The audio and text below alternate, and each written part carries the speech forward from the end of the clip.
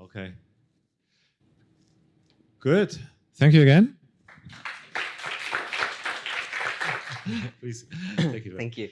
Hello, everyone. And today I would like to present proofs of proof of stake with sublinear complexity. This is a joint work with Nusret, Joachim, and Dionysis Zindros. So let's say Bob would like to know his latest Ethereum balance. To do so, he can run his favorite smartphone-based wallet like MetaMask, and internally, MetaMask would query a third-party provider like Infura or Alchemy to get the latest state of the network. In this architecture, all of the heavy lifting is done by the third-party provider who has to run and maintain the full nodes of the network. Whereas the wallet itself is extremely lightweight and can immediately show Bob his balance. This is the architecture used by most of the crypto wallets out there. An important question to ask here is what happens if this third-party provider is compromised? In that case, the third-party provider can simply return incorrect state to the wallet, and Bob will simply see incorrect balances. This can lead to literally double spend attacks. This highlights the centralization risk that we have for most of the crypto wallets that are out there. So a more secure approach for Bob would be to run his own full node.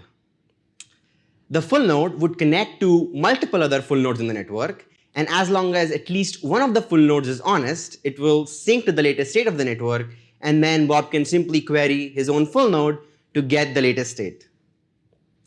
Unfortunately, this will still require over 500 gigabytes of data for the full node to download and can take up to a week to sync. This creates a dilemma for Bob between efficiency and security. In the later part of the presentation, we will go over constructions which are both efficient and secure. For the sake of this presentation, we will use Ethereum as an example, but the construction proposed in this paper works for most of the proof of stake blockchains out there. So, as we know that all of the state of Ethereum is committed in every block of Ethereum in form of a Merkle tree, where the leaves of the tree are account information. We can simply reduce our problem of finding the latest balance to just knowing the latest block header. Because once we know the latest block header, we can ask any friendly but untrusted prover to provide you with the latest account information and a Merkle inclusion proof to the latest block header. And you can simply, once you have verified the Merkle inclusion proof, you're certain that the information that the prover provided was correct. So from now on, we will only care about finding the latest block header. Ethereum uses a fairly complicated Casper FFG-based consensus, but for the sake of this presentation, we will only have a very high-level view of the consensus. So in Ethereum, full nodes have to lock certain amount of ethers to participate in the consensus. These full nodes are also referred to as validators. The time is divided into slots, and validators are selected randomly proportional to their stakes to propose a block for a particular slot. So if you think about a client who wants to verify a block produced in a particular slot, he needs to know the block proposer for the slot. And to know the block proposer, he needs to know the stake distribution table and the randomness used to elect the block proposer. Currently, there are over 100,000 Ethereum validators, and the stakes of the validators are continuously changing. So this makes it extremely difficult for a client to keep track of the stake distribution table. To alleviate this problem, Ethereum introduces sync protocol. In sync protocol, the time is divided into bigger chunks of period roughly 1 day, referred to as sync periods. And for each sync period, the overall Ethereum validator set is sampled into a small committee of size 512, referred to as sync committee. The sync committee is responsible for two tasks. First, the sync committee is responsible for signing every block produced in the period.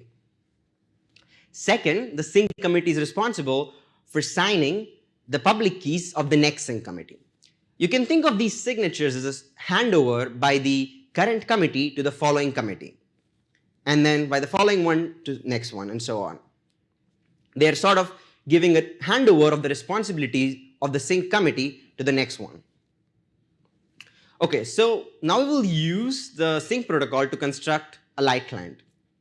Let's say Bob knows the Genesis sync committee and would like to know the latest block header. To do so, he can ask nodes in the network to provide the signatures of the Genesis committee to the first committee.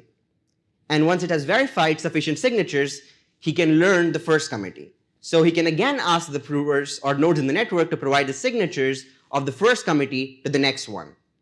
And he can repeat this process iteratively until he learns the latest committee. And once Bob has learned the latest committee, he can simply ask the nodes to provide the signature of the latest committee to the latest block. And once he has learned the latest block, he can simply use Merkle inclusion proofs to answer any state-related queries. Unfortunately, this construction still requires Bob to download the public keys of the sync committee for every period. This can be roughly 100 megabytes for a chain size of 10 years for Ethereum-like chain. This might not be very good for a browser-based or a smartphone-based wallet. So far we have seen two client constructions: the full node, which requires downloading all of the blocks and has a complexity of number of blocks times the block size, and the light client, which only requires downloading the sync committee and has a complexity of sync periods times the sync committee size plus the Merkle proof size. For simplicity, we have removed the aggregated signatures here. One thing to note here is once we know the latest sync committee, we can ask nodes in the network to provide the signatures of the latest committee on the latest block. So we can reduce our problem of finding the latest block to just knowing the latest committee if we rely on the sync protocol.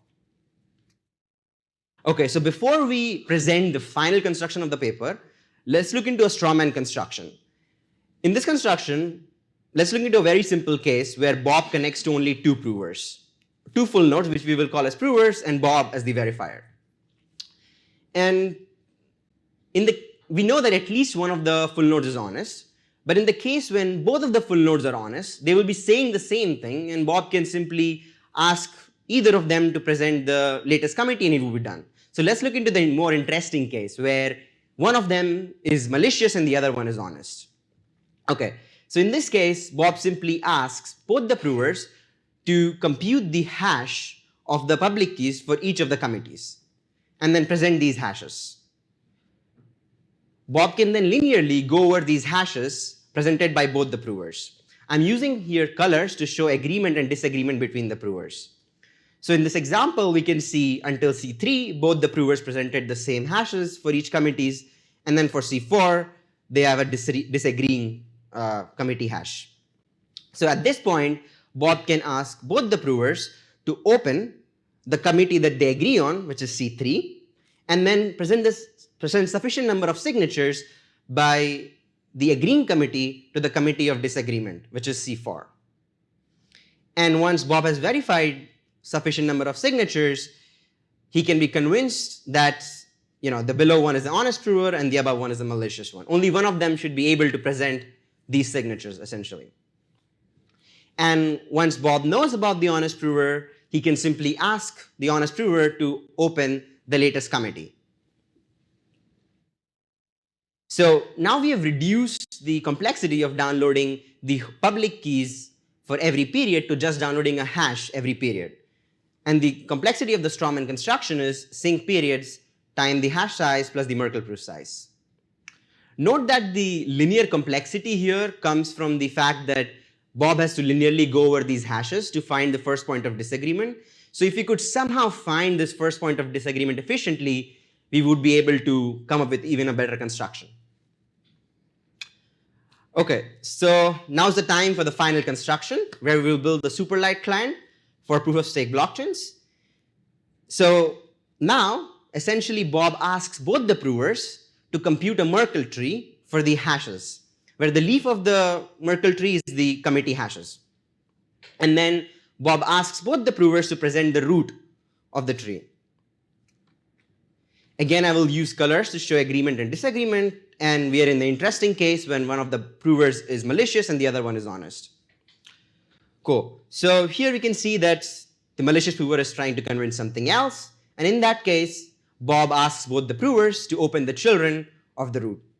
And then Bob checks the left child first and then the right child. So in our example, the left child is same, so Bob asks both the provers to open the children of the right child. And he recursively does this process until he reaches the leaf of the tree. And this leaf of the tree is the first point of disagreement.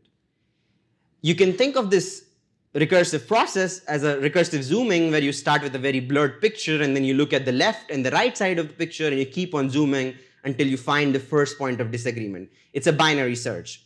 If you're already familiar with optimistic rollups, this is essentially a bisection game. And once we have found the first point of disagreement, we can use the same trick as the strawman construction, where we ask both the provers to open the last committee where they agree on, which is C3, and then provide the signatures of that committee to the next committee of disagreement. And this can be done succinctly. So it's sort of a fraud proof here.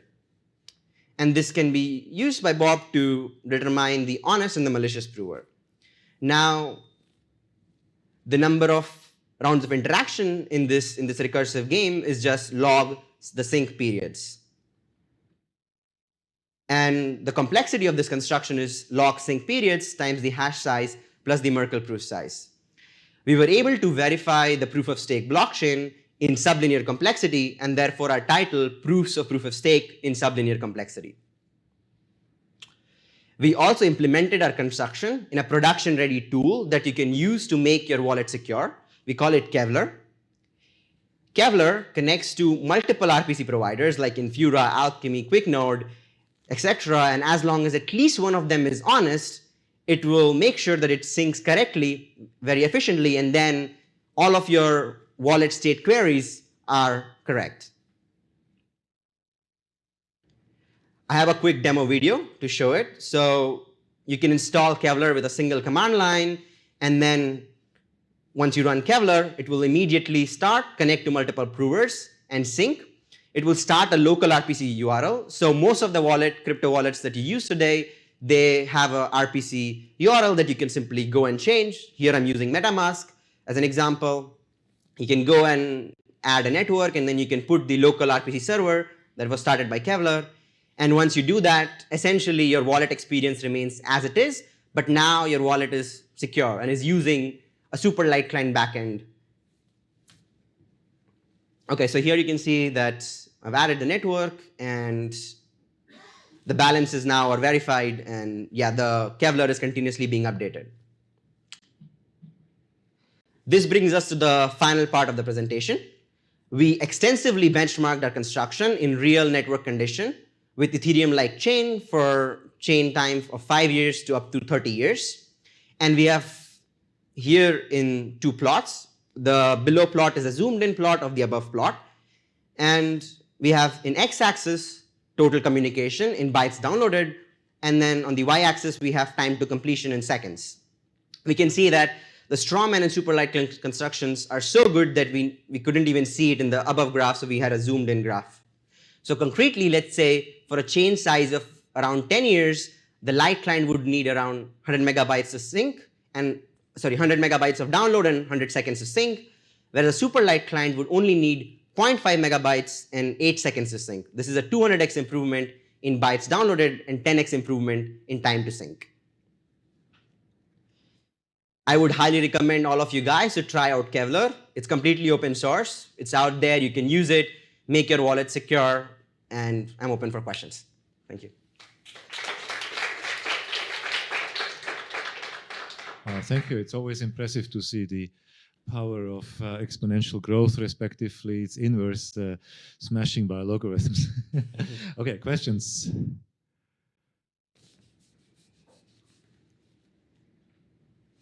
Yes, okay, I didn't see you. Here, okay. Just a quick question. So for this evaluation, are you considering like all the people that you like both the provers were honest, or like are you taking the case where one was malicious? So in these evaluations, all of the provers were malicious, only one of them was honest. I see. Okay. So it's always considering the worst case scenario. In the case of good scenario, it will be immediate because they will be saying the same thing. Okay, makes sense. Good. Thank you. One more, way back. Do you want to shout or should it? So it sounds like one advantage of the light client over the super light client is that you actually know that you have found a correct chain instead of having to assume that at least one of the provers you talk to is correct. Right. Is there any way to